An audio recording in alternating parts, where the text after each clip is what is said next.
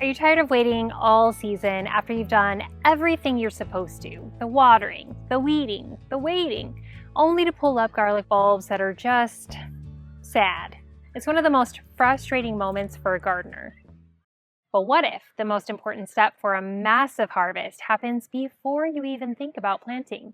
What if there was a simple sequence that could prime your garlic for its absolute best potential? And today we're testing two methods of pre-soaking garlic to find out which one really works best. The big question is, do you feed your garlic first and then clean it? Or do you clean it first and then feed it?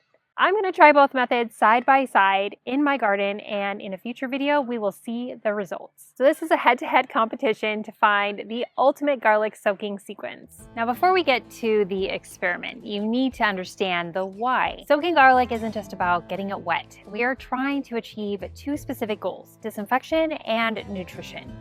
And first, let's talk about the disinfection. Even perfect-looking seed garlic can carry microscopic stowaways. We're talking about fungal spores like penicillium or fusarium, which cause rot as well as tiny pests like bulb mites. And these can lead to weak plants and a disappointing harvest. A disinfecting soak acts as a cleaning bath to eliminate these threats. And the main tool is hydrogen peroxide. It's a powerful oxidizing agent that essentially ruptures the cell walls of microbes. And you'll see it fizzing, and that's proof that it's working. It then breaks down into simple water and oxygen, which is harmless to the clove.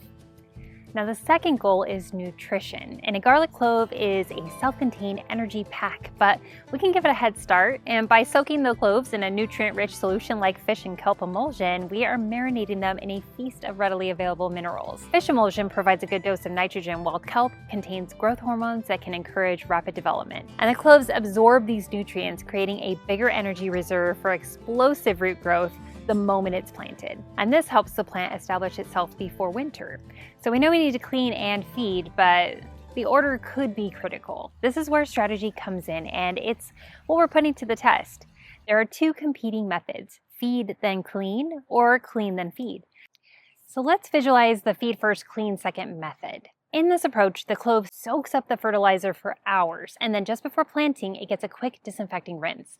The logic seems sound, but the risk is that you've just spent hours feeding the very fungal spores and bacteria that you wanted to eliminate.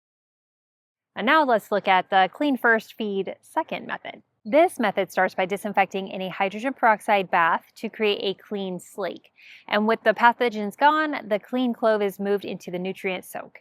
And the theory is that the clove can now absorb the fertilizer more efficiently without any microbial competition. All that goodness goes directly to the garlic. Now, many serious growers swear by the clean then feed method, but I want to see the proof for myself. So I'm going to plant 2 batches of garlic, one for each method, and then we'll compare the results in a future video. So to kickstart our experiment, we started by breaking up our cloves into smaller individual cloves. And when you're doing this, I want you to be absolutely ruthless. You really want to only pick the largest cloves if you can, and make sure that they're not mushy and not too small. Your clove size will directly impact your bulb size. So with our clean then feed sequence, these are the steps that we took. So this is the method recommended by many experienced growers. So your main tool is going to be the standard 3% hydrogen peroxide solution. And what you want to do is take 1 part hydrogen peroxide to about 3 parts of water.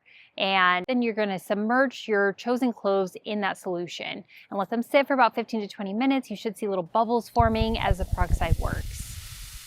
And then after soaking, you're going to drain the cloves and rinse them thoroughly with some clean water. And this will prevent any leftover peroxide from interfering with the nutrient soak. Now that they're all clean, it's time to feed them.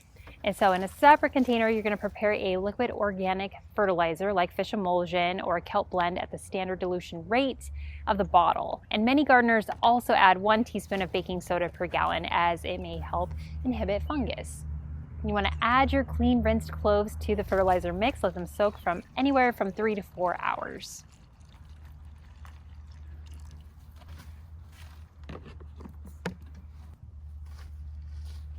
For our second method, the feed then clean sequence, this is for our second batch of our experiment. So we're going to prepare the same fertilizer and baking soda mix as in method 1, and we're going to let our cloves soak for about 3 to 4 hours.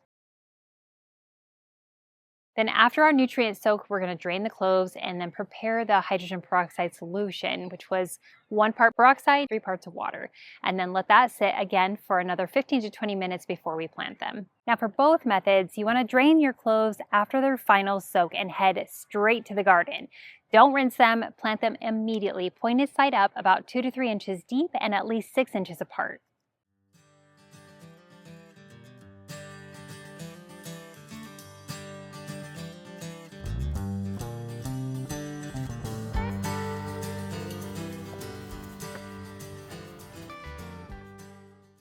All right, so we've gone ahead and refreshed all the soil in our first 3 garden beds. And in this first garden bed, we are going to use the fertilize, then clean method here. So we'll go ahead and plant these. And remember, you want to keep the skin as intact as possible and keep the pointy side up. We're going to plant these about 3 inches deep, 6 inches apart.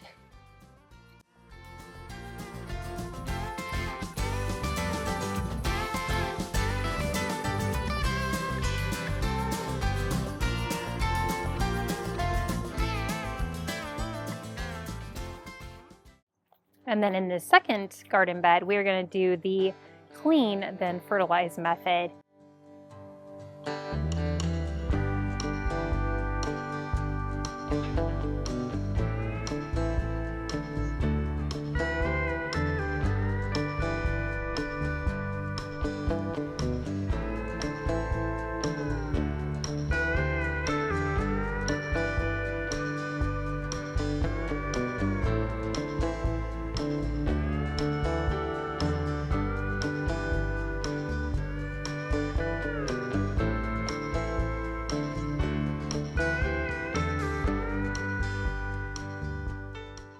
So is all this extra work worth it? The anecdotal evidence is powerful. Growers who use a soak often report that their cloves develop a bigger, more impressive root system much faster.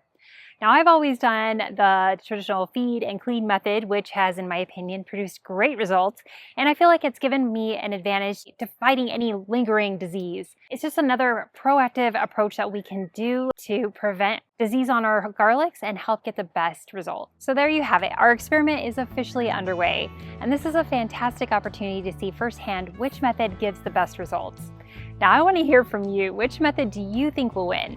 The clean then feed or the feed then clean? Well, cast your vote in the comments below. I would love to hear from you and tell me why. And if you want to see the results of this head-to-head challenge, make sure that you subscribe and hit that bell so you don't miss the follow-up videos. Well, we're going to find out if a little spa day for our garlic can truly lead to the best harvest ever. So be sure to hit that like and subscribe, and I hope to see you again next time. Bye!